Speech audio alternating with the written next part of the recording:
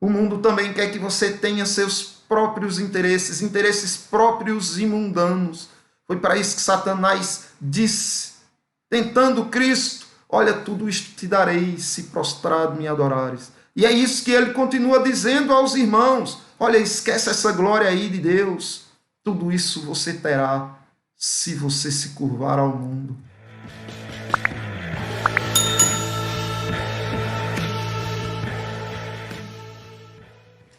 Amados, eu quero iniciar o sermão fazendo algumas perguntas, alguns questionamentos a vocês que estão assistindo nesse momento. Dizem por aí que você pertence àquilo que você busca. Se isto for verdade, então eu peço que você responda a estas perguntas. O que é que você tem buscado com toda a sua força? Seus pés correm atrás de quê? Suas mãos procuram agarrar o quê? Sua mente não para de pensar em quê? Se você responder essas perguntas, você vai conhecer o seu dono, aquele a quem você pertence. Então, o sermão desta manhã vai tratar justamente disso. Quem é o seu dono? Salomão, o filho do rei Davi, ele recebeu a honra, a incumbência da parte de Deus de fazer com que ele construísse o templo do Senhor. Davi, seu pai, o homem segundo o coração de Deus, não lhe foi permitido por Deus a construção do templo. E isso daí porque o próprio Deus disse que ele não iria, pois era homem de sangue.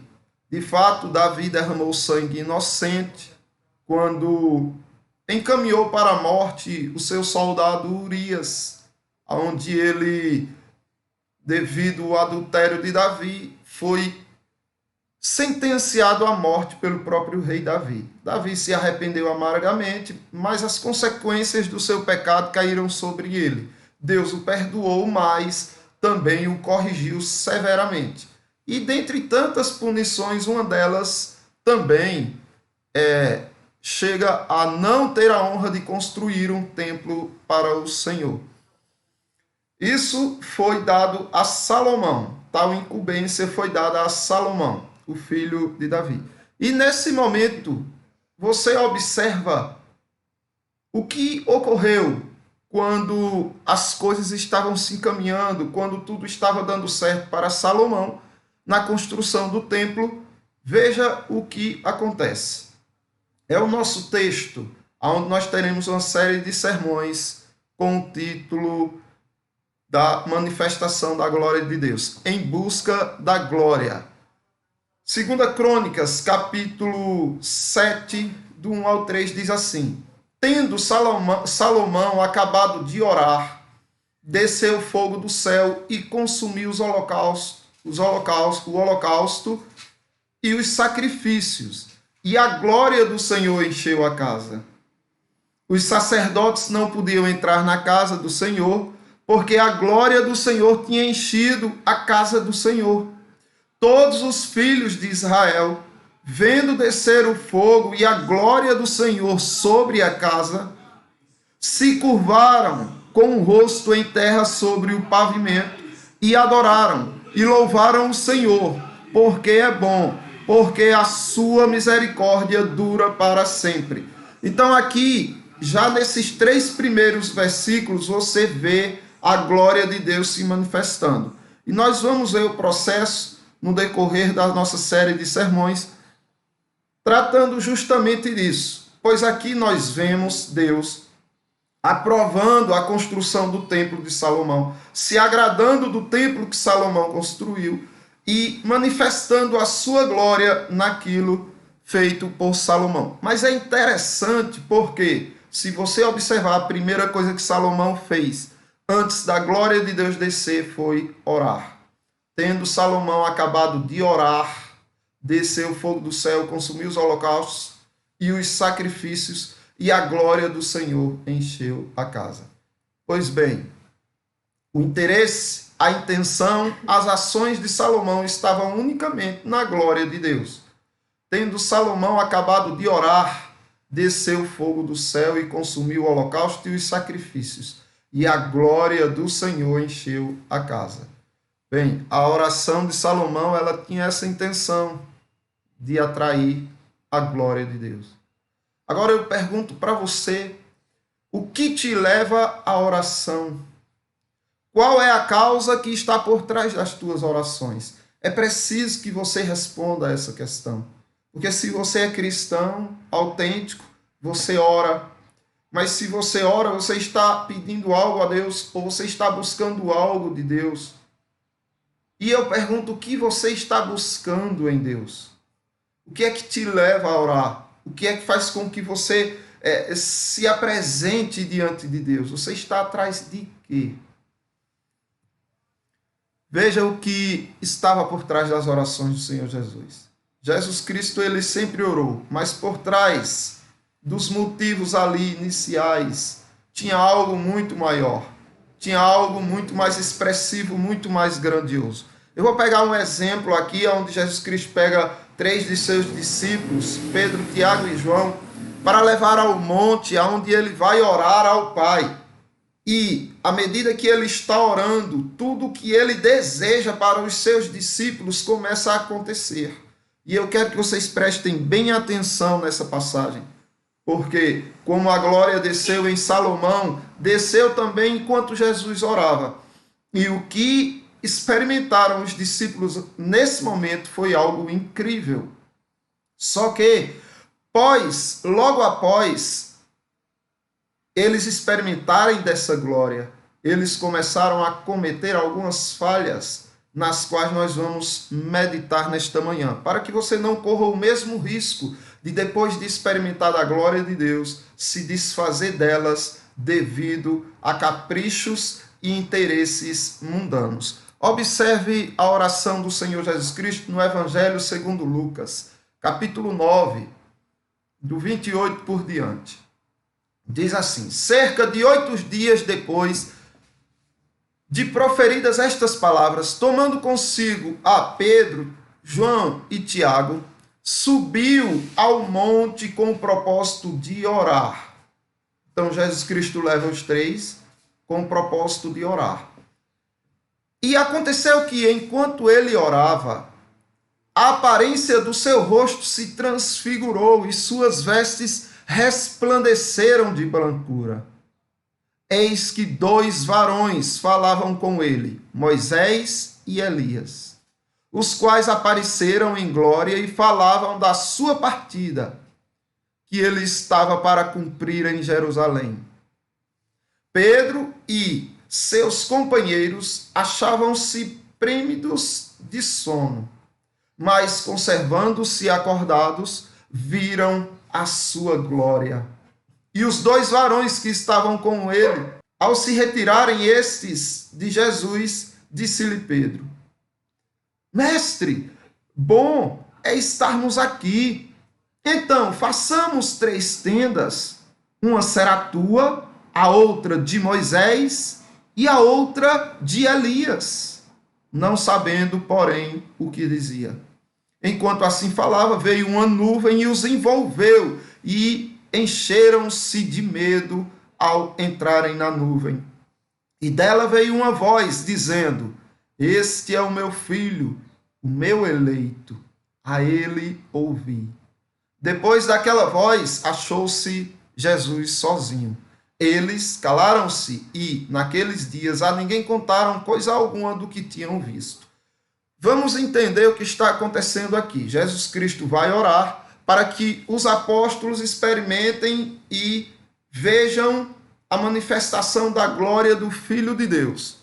Afinal de contas, ele tinha dito anteriormente que alguns ali não passariam da morte antes que vissem o Filho do Homem com toda a sua glória e esplendor. E aqui acontece.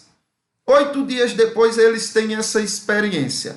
O interessante que você observa é que, ao ver aquela glória, antes eles estavam premidos de sono. Eles já não estavam suportando, mas eles se esforçaram por ficarem acordados naquele momento, e daí eles experimentaram a glória de Deus. Eles viram a glória do Filho de Deus. Quando alguém experimenta, desfruta, presencia, sente a glória de Deus, essa pessoa ela passa a sentir-se completamente convicta e feliz diante daquela situação, a ponto de esquecer até de si. A resposta aqui para isso, você observa, quando Pedro diz, mestre, façamos 3 tendas, uma será tua, outra de Elias, outra de Moisés. Ou seja, eles não pensaram nem neles. Eles queriam estar ali. Moisés e Elias já estavam indo embora, mas eles não queriam. Eles queriam que aquela glória que Cristo estava manifestando ali permanecesse para sempre. E eles pedem, por favor, Senhor, faz com que continue. Olha, a gente vai fazer tendas para que vocês morem aqui, para que vocês durmam aqui, para que vocês fiquem aqui conosco. A gente quer continuar desfrutando desta glória. Então, à medida que você encontra a glória de Deus, que você busca a glória de Deus, a única coisa que você sente é plenitude, é prazer, é satisfação. Independente do sono que eles estavam, do frio ou dos riscos ao redor, mas eles simplesmente concentraram ali na glória de Deus e se maravilharam com ela. Isso daí mostra que os discípulos, a partir desse momento, vão viver diante da glória de Deus sem cometerem suas falhas? Não, meus amados. Pois é justamente disso que nós vamos tratar. Veja o que estava por trás da falta da glória de Deus na vida dos discípulos. A incredulidade e a perversidade. Observe que os discípulos, eles desfrutam da glória de Deus, mas veja quanto tempo passou para que eles esquecessem dela. A continuação diz assim, do versículo 37 por diante.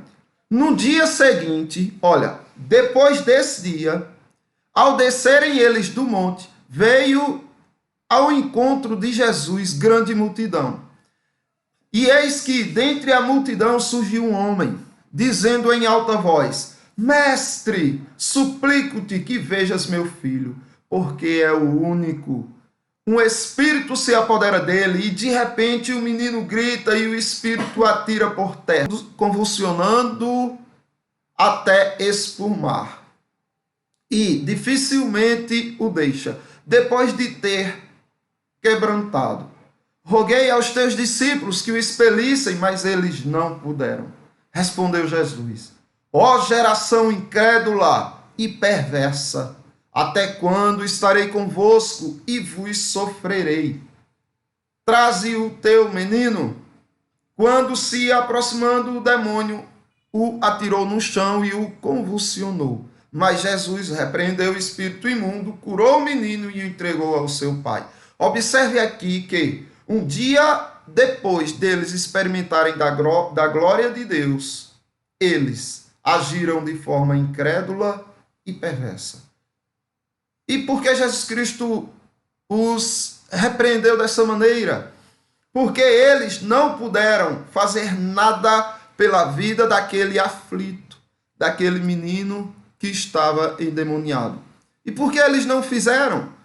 Ora, no Evangelho segundo Marcos, Jesus explica, quando diz assim, quando entrou em casa, os seus discípulos lhe perguntaram em particular, por que não podemos nós expulsá-lo? Respondeu-lhe Jesus, esta casta não pode sair senão por meio de oração e jejum. O que Jesus Cristo está dizendo aqui é o seguinte, olha, vocês agiram de forma perversa, porque vocês não oraram, vocês não jejuaram, vocês não buscaram a face do Pai. Vocês se afastaram da glória que vocês experimentaram porque vocês se afastaram da oração. Como Salomão que orou e a glória veio, como eu orei e a glória veio, vocês menosprezaram a oração. E isso trouxe prejuízo não apenas para vocês, mas para aqueles que necessitavam do socorro de vocês. Vocês foram perversos. Vocês não pensaram no outro. Vocês não oraram. Então, orar, meus amados, não significa que é um compromisso apenas de você para com Deus, mas também é um compromisso seu para com o seu próximo.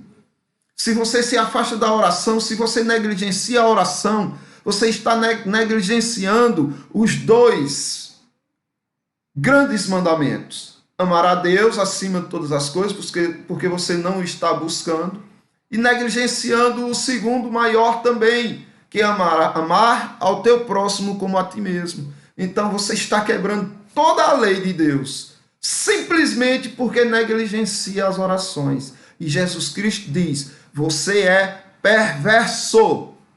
Oremos e busquemos a glória de Deus. Outro motivo aqui que afasta da glória de Deus. Veja o que estava por trás da falta da glória de Deus na vida dos discípulos: a timidez e o falso temor. Observe a continuação do texto, agora do 43 ao 45 de Lucas 9. E todos ficaram maravilhados ante a majestade de Deus. Como todos se maravilhassem de quanto Jesus fazia, disse aos seus discípulos: fixai nos vossos ouvidos as seguintes palavras: o Filho do Homem estará para ser entregue nas mãos dos homens. Eles, porém, não entendiam isto, e foi-lhes encoberto para que o não compreendessem, e temiam interrogá-los a esse respeito. Aqui parece algo bem simples, mas não é. Se você observar, depois que Jesus Cristo faz esse milagre grandioso, expulsando aquela casta, as pessoas ficam maravilhadas, e Jesus Cristo diz: olha, eu vou dizer uma coisa para vocês, e vocês fixem isso nos ouvidos de vocês. O Filho do Homem será entregue nas mãos dos homens, dos pecadores. O que aconteceu? Eles não entendiam, porque foi encoberto a eles. Mas por que foi encoberto, meus irmãos? Será que porque Cristo não queria que eles soubessem? É provável que não. Mas talvez isso para que eles tivessem interesse ou meio de Deus atrair eles a buscarem o conhecimento da palavra, a terem interesse pela palavra e fossem até Jesus. E por que nós podemos chegar a essa constatação? Veja em Marcos o que acontece se não é algo semelhante. Capítulo 4, do 10 ao 13, que diz assim: quando Jesus ficou só, os que estavam junto dele, com os 12, o interrogaram a respeito das parábolas. Então observe, aconteceu algo semelhante. Jesus Cristo fala algumas coisas, ninguém entende, inclusive os discípulos. Foi oculto para eles até aquele momento. Da mesma forma do texto posterior. Ele lhes respondeu. Veja o que acontece quando eles perguntam a Jesus Cristo, quando estão sozinhos com Jesus, a respeito da parábola. Ele lhes respondeu: a vós outros vos é dado conhecer os mistérios do reino de Deus, mas aos de fora tudo se ensina por meio de parábolas, para que, vendo, vejam e não percebam, e ouvindo, ouçam e não entendam, para que não venham a converter-se e haja perdão para eles. Então lhes perguntou: não entendeis essas parábolas? Esta parábola? E como compreendereis todas as parábolas? Então Jesus Cristo os repreende por eles não entenderem. Mas Jesus Cristo também deixa claro aqui que para eles é dado conhecer os mistérios do reino de Deus. Agora que eles só chegaram a conhecer porque eles tiveram coragem, tiveram ousadia, com temor, é óbvio, de perguntar ao Senhor Jesus Cristo. Então, outra coisa que falta muito no meio do povo de Deus é essa ousadia de dizer: peraí, eu não estou entendendo essa passagem. Eu preciso entender. Senhor, me revela, e estudar, e pesquisar, e ir atrás, e questionar, e ter interesse. Mas perdeu-se o interesse pela oração, perdeu-se o interesse pela revelação escriturística da palavra de Deus. E aí os cristãos começam também a perder o foco do que é a glória de Deus. Eles começam a se corromper de tal forma que eles perdem o interesse pela glória de Deus e começam a buscar coisas do seu próprio interesse. Veja agora outra coisa. O que estava por trás da falta da glória de Deus na vida dos discípulos? Os interesses próprios e mundanos. Isso tudo é dentro do mesmo texto. Assim que eles têm a revelação, gradativamente eles vão caindo em corrupção. Assim que eles experimentam a glória de Deus, aquilo dali faz com que eles fiquem extasiados, maravilhados, mas no dia seguinte eles já começam a voltar para a sua vidinha fútil e mundana. Veja o que acontece na continuação. Depois que Jesus Cristo diz isso, levantou-se entre eles uma discussão sobre qual deles seria o maior. Agora eles estão brigando, querendo ser maior que o outro. Egoísmo, avareza, presunção, tudo quanto não prestava ali numa discussão. Mas Jesus, sabendo o que lhes passava no coração, tomou uma criança, colocou-a junto de si e lhes disse: quem receber esta criança em meu nome, a mim me recebe. E quem receber a mim, recebe aquele que me enviou. Porque aquele que entre vós for menor de todos, esse é que é grande.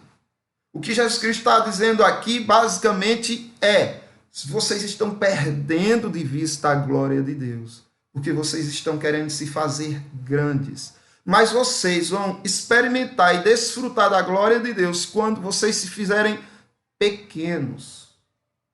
Quando vocês se fizerem o menor de todos. Aí sim, vocês experimentarão continuamente a glória de Deus. Mas enquanto buscam interesses próprios e querer ser o maior e querer ser o que aparece mais, vocês estarão distantes da glória de Deus. É muito importante você entender isso. No texto da liturgia, nós vimos lá em Gálatas capítulo 5, onde o apóstolo Paulo diz o seguinte: e olha, sede servos um dos outros.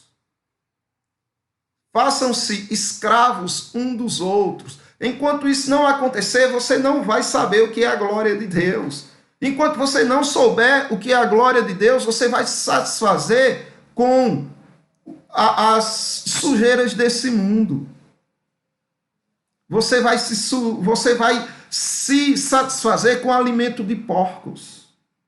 Enquanto você não experimentar da glória de Deus, do verdadeiro maná, você vai estar satisfeito com alimento de porcos. É necessário que você experimente e também faça uso da glória de Deus. Outra coisa, veja o que estava por trás da falta da glória de Deus na vida dos discípulos: a arrogância exclusivista. Observe isso tudo, uma sequência de erros que vem depois deles experimentarem a glória de Deus. Porque eles não queriam sair dali, daquele momento. Senhor, vou fazer tendas para que esse momento não acabe. Talvez eles estivessem já desconfiados de que voltariam para a sua vidinha pecaminosa a sair daquela condição tão gloriosa. Mas veja como é a atitude deles. Falou João e disse: mestre, vimos certo homem que em teu nome expelia demônios e lhe proibimos, porque não segue conosco. Mas Jesus lhe disse: não o proibais, pois quem não é contra vós, outros é por vós. Não proíbam, deixe eles. Bem, era o nome de quem que eles levavam? Eles representavam a quem? Era a doutrina de quem que estava com eles? A de Jesus. Então, por que os impedir? Mas eles eram exclusivistas. Achavam que, não, se não estiver aqui conosco, não há salvação para ele.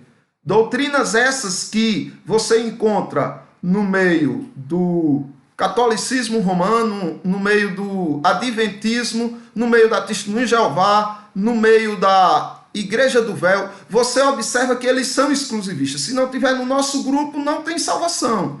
Do mesmo jeito que os discípulos estavam começando a pensar aqui, mas Jesus os destrói. Agora que é óbvio, eu quero deixar claro para os amados que isso não diz respeito a toda religião leva a Deus. Não. é a doutrina de Cristo. Observe que eles expulsavam em nome de Jesus, mas também isso, à medida que Jesus Cristo aprova a missão deles, Jesus Cristo está dizendo, eles estão com nossa doutrina, eles estão vivendo o que nós vivemos, então deixe. E, contrário a pensamentos como esse, de que toda religião leva a Deus, o Senhor Jesus Cristo, no Evangelho segundo Lucas 11:23, deixa bem claro, quem não é por mim é contra mim, e quem comigo não ajunta espalha. Então, ou é por ele, ou se fugir da doutrina dele, será apartado dele. Observe o que vai acontecer com muitos. Mateus, o Evangelho segundo Mateus, capítulo 7, do 22 ao 23.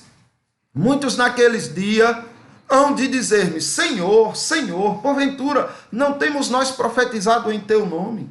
E em teu nome não expelimos demônios? E em teu nome não fizemos muitos milagres? Então lhes direi explicitamente, nunca vos conheci, apartai-vos de mim, os que praticais a iniquidade.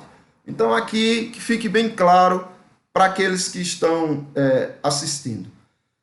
Não basta somente dizer que é cristão ou segue a Jesus e prega a palavra dele. É preciso saber se realmente é ele que você está representando. Se for ele, ele diz, deixe-os seguir, porque eles não são contra nós. Agora, se não, se vossa doutrina for doutrina de iniquidade, mas que leva o nome de Cristo, for heresias, mas que leva o nome de Cristo, o que você ouvirá no último dia é apartai-vos de mim, os que praticais a iniquidade. Então, esclarecido isso, o exclusivismo deve ser condenado, ou você não experimentará jamais a glória de Deus. Veja o que estava por trás ainda da falta da glória de Deus na vida dos discípulos. O sentimento de vingança, o ódio. Observe o que diz em Lucas, capítulo 9, a continuação do 51. E aconteceu que, ao se completarem os dias em que devia ele ser assunto ao céu, manifestou no semblante a intrépida resolução de ir para Jerusalém, e enviou mensageiros que o antecedessem. Indo eles, entraram numa aldeia de samaritanos para lhe preparar pousada. Mas não receberam, porque o aspecto dele era de quem decisivamente ia para Jerusalém. Vendo isto, os discípulos, Tiago e João, os mesmos que estavam com Jesus no Monte da Transfiguração, vendo a glória dele, perguntaram, Senhor, queres que mandemos descer fogo do céu para os consumir? Jesus, porém, voltando-se, os repreendeu e disse, vós não sabeis de que espírito sois, pois o Filho do Homem não veio para destruir as almas dos homens, mas para salvá-las, e seguiram para outra aldeia. Prestem atenção no que está acontecendo.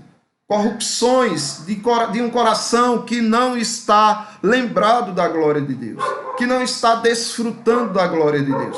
Qualquer humilhação que venha sobre essa pessoa, qualquer dano, qualquer prejuízo, o primeiro sentimento que ela vai ter é de ira, de ódio e o desejo de vingança.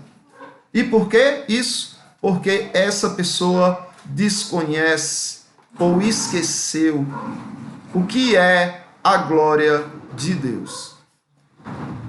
Para concluir, eu quero fazer um resumo, dentro ainda da continuação do texto, sobre a glória de Deus na vida do discípulo. Observe a continuação, Jesus Cristo diz, indo eles caminho afora, alguém lhe disse, seguir-te-ei para onde quer que fores. Mas Jesus lhes respondeu, as raposas têm seus covis, as aves do céu ninhos, mas o Filho do Homem não tem onde reclinar a cabeça. Sabe o que Jesus Cristo está dizendo aqui? Olha, quer dizer que você está interessado na minha glória, quer dizer que você está interessado em buscar a mim, quer dizer que você está interessado em me seguir, andar como eu ando, viver por onde eu vivo, como eu vivo, é isso. Pois fique sabendo que os animais têm mais privilégios nesta vida do que o Filho do Homem? Tem certeza que você quer me seguir dessa maneira? Tem certeza que você quer me seguir vivendo pior que animais vivem neste mundo? Então observe que aqui Jesus Cristo está tirando das pessoas tudo aquilo que pode resultar em desejos pelos prazeres e glória deste mundo. Jesus Cristo está dizendo, olha, toda a glória que o mundo pode oferecer, todo conforto, todo prazer, toda honra pode ser arrancada de você. Você pode viver sem honra nenhuma neste mundo, sendo desprezado, rejeitado, humilhado. Tem certeza que você deseja a minha glória? E aí a outro, Jesus Cristo disse o seguinte, segue-me. Ele, porém, respondeu, permite-me ir primeiro sepultar meu pai? Mas Jesus insistiu, deixa aos mortos o sepultar os seus próprios mortos. Tu, porém, vai e prega o reino de Deus. Ora, Jesus Cristo aqui está dizendo o seguinte, olha, existem almas necessitando ser salvas. Se você negligencia a alma dessas pessoas, por causa de pai, mãe, irmão, ou qualquer coisa deste mundo, você não sabe o valor que tem uma alma. Você precisa entender que acima de qualquer coisa está a glória de Deus, o reino de Deus, vidas sendo salvas do inferno.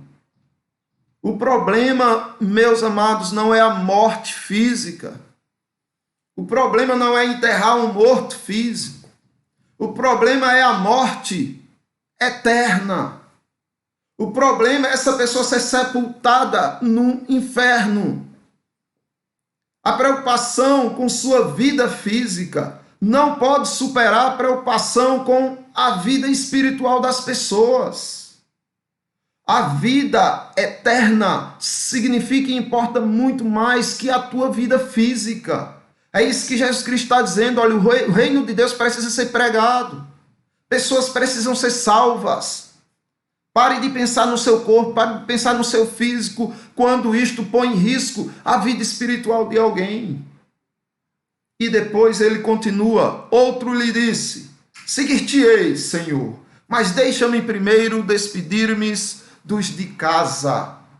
Mas Jesus lhe replicou, ninguém que, tendo posto a mão no arado, olha para trás, é apto para o reino de Deus. Ora, se você entrou para o reino de Deus, se você foi chamado, se você foi escolhido, se você foi vocacionado para o reino de Deus, a única coisa que você pode fazer é olhar para frente. Você não pode ter saudade da sua vida passada. Se há uma necessidade de você seguir em frente, não perca tempo. Não há tempo de retroceder. É necessário que você abrace a glória de Deus e siga com ela. Ai, meus familiares, que sigam com você. Você não pode olhar para trás e dizer, eu vou ficar com eles e com o mundo. Não, com eles e com a glória de Deus. Não há essa opção.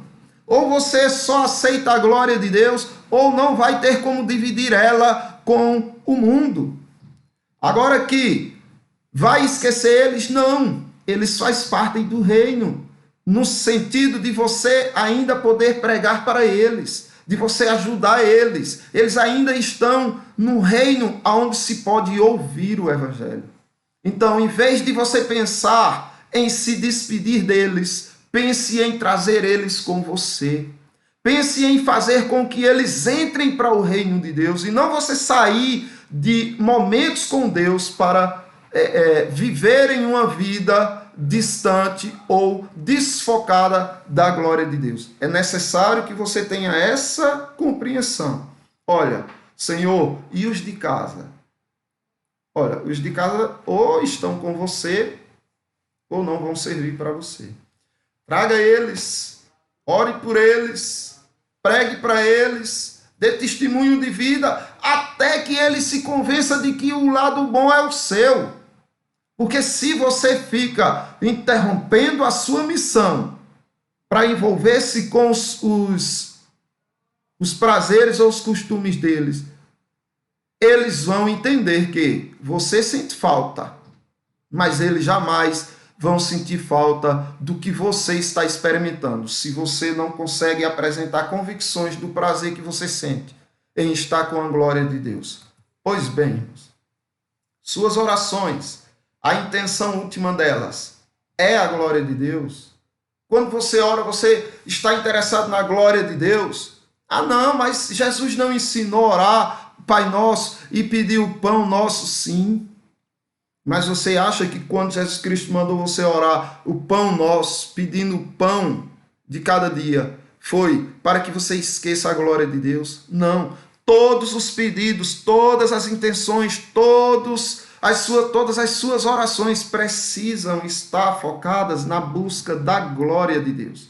Vamos ver o que Jesus Cristo diz na sua oração dominical. Mateus capítulo 6, do 5 por diante. E, quando orardes, não sereis como os hipócritas, porque gostam de orar em pé nas sinagogas e nos cantos das praças, para serem vistos dos homens. Em verdade vos digo que eles já receberam a recompensa. Entendem aqui, olha, vocês não podem ser igual os mundanos. Os mundanos, quando oram a Deus, os falsos crentes, quando oram a Deus, eles estão interessados em alguma glória mundana. E eles recebem essa glória mundana, porque eles recebem elogios do povo.